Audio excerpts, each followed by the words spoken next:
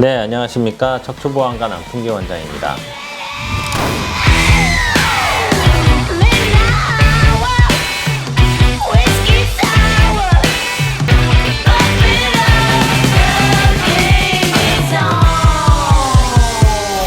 네, 제가 요즘 강의하고 방송하는 것들 중에 황색인대 제거술이라고 있어요.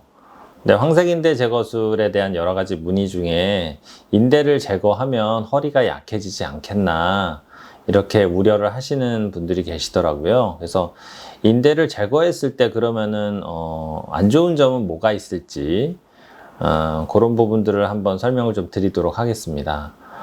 당연히 몸 안에 있는 구조물을 제거를 해주니까 허리가 약해지지 않겠나 이렇게 걱정을 하시는데요. 물론 제거를 안 하면은 좋겠죠. 안 하면 좋은데 일단 제거하는 것 자체가 황색인대를 다 전체를 제거하는 것이 아니고 튀어나와 있는 두꺼워진 불필요한 그 굳은 살백인 그 인대만 깎아서 제거를 하는 거거든요. 그러니까 나머지 황색인대 부분은 또 유지를 하는 겁니다. 그렇기 때문에 건강한 인대를 다 뜯어내는 게 아니고 부분적으로 두꺼워진 병변이 있는 부분만 제거를 하는 거다 라고 보시면 되겠고요.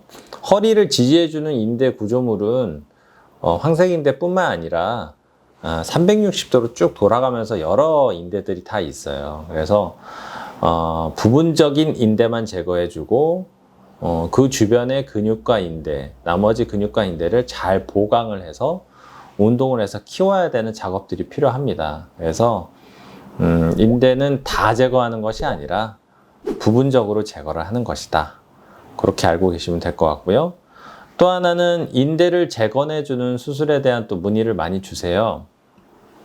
인대를 제거를 했으면 거기가 약해질 수 있기 때문에 그거를 보강해주는 재료를 이제 물어보시는 건데 예전에는 이제 핀 고정술을 많이 했는데 한 10년, 15년쯤에 이제 이런 것들을 좀 피하기 위해서 연성 고정술이라고 해서 인대를 제거해 준 만큼 그거를 보강해 주는 어떤 노력들, 소위 어떤 보형물이죠. 그게 어떤 세라믹 재질일 수도 있고, 뭐 이렇게 보기에는 플라스틱 같은 재질일 수도 있고, 아니면 뭐 노끈 같은 이런 재질인 경우도 있고, 와이어로 된 이런 재질인 경우들도 있어요. 그래서 인대를 대신해 주기 위해서 재발을 좀 더 줄여주고 허리의 안정성을 지켜주자라는 재료로 많이 사용했던 재료들이 있습니다. 근데 그게 벌써 15년 전 얘기죠. 그 당시에 많이 사용을 했고 여러 그 의료 장비 업체에서 그 많은 재료들이 나왔다가 한 2, 3년 정도 유행을 하다가 다 없어졌어요. 왜냐하면 학회적인 차원에서 이거를 2, 3년 정도 이렇게 추적 관찰을 했더니 그거를 안 한 분들하고 비교해 봤을 때 크게 차이가 나지 않더라.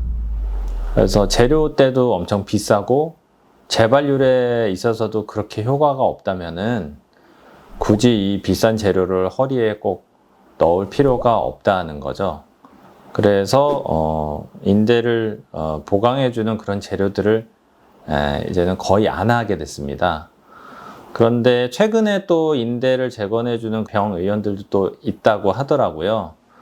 물론 이제 그 병원들, 그 선생님들만의 노하우로 이제 하시는 거니까 뭔가 다른 치료 방법이 될 수도 있겠죠. 하지만 솔직히 말씀드리면은 학계에서는 좀 우려의 목소리는 있습니다. 왜냐하면 10년 전에 이미 다 했다가 그게 해결이 안 되는 걸로 나와서 다 없어진 그런 어떤 재료들인데 어떻게 보면 그거를 지금 또 하는 그런 상황이 되다 보니 뭔가 그게 확실히 왜냐하면 이게 결국은 2, 3년은 지나봐야지 그 추적 관찰을 해봐서 최종 그 결과를 얻을 수 있거든요.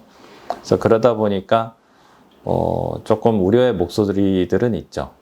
저 개인적인 소견을 말씀드린다면 인대가 두꺼워진 부분만 부분적으로 제거를 해주고 나머지는 본인 근육과 인대를 그대로 살려서 운동을 열심히 해서 재발이 안 되도록 하는 게 가장 좋다고 봅니다. 몸 안에 보형물 들어가는 게 좋지 않겠죠. 그렇게 해서 해결하는 게 가장 좋고요.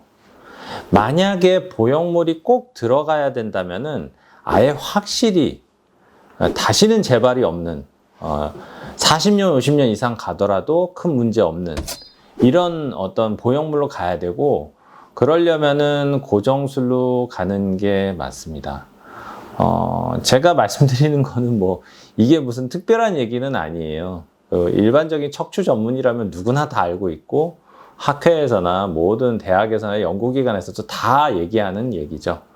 그래서 가능한 한 최소한으로 신경 눌린 것만 풀어주는 걸 원칙으로 하되, 만약에 척추가 흔들거리거나 어긋나서 재발률이 너무 높을 것 같고 금방 무너질 것 같다면은 보형물을 넣어야 된다면 확실한 보형물을 넣어야 된다. 이 둘 중에 하나로 가는 것이 그게 사실 교과서적인 원칙이고, 저의 개인적인 소견도 그렇습니다. 그래서 그런 인대 제거술을 안 하면은 좋죠. 또 어떤 분들은 또 물어보시는데, 이제 인대를 제거하면 이래저래 약해지는 거니 인대 제거술을 하는 거는 안 좋은 점이 분명히 있다라고 말씀을 또 하시는데, 인대 제거술, 황색 인대 제거술을 하시고 싶어서 하시는 분들이 어디 있겠어요. 저도 외과 의사지만 몸에 칼을 대는 게 좋지가 않죠. 뭐가 들어가는 것도 좋지가 않고. 근데 정말 많이 아프신 분들 얘기를 한번 들어보시면요, 우리 환자분들은 정말 그것 때문에 너무 우울하고 자기 일상생활도 안 되고, 내가 이렇게 엉치와 다리가 아플 바엔 정말 난 잘라버리고 싶을 정도로 난 이것 때문에 도저히 생활을 못하겠다 하시는 분들도 많고, 좀 우울한 얘기가 되겠습니다만, 정말 활동적이었던 분들이 밖에 나가서 거동을 못 하시게 되면은 집안에만 계속 박혀 있다 보면 정말 이 창문에서 정말 뛰어내리고 싶다. 진료실에 실제로 저한테 와서 그렇게까지 말씀을 하세요. 그런 분들은 해결을 해드려야죠. 정말 뭐라도 병변을 제거를 해서 뿌리 뽑아야죠. 예. 그런 분들이 하시는 거예요. 이 황색인대 제거술도.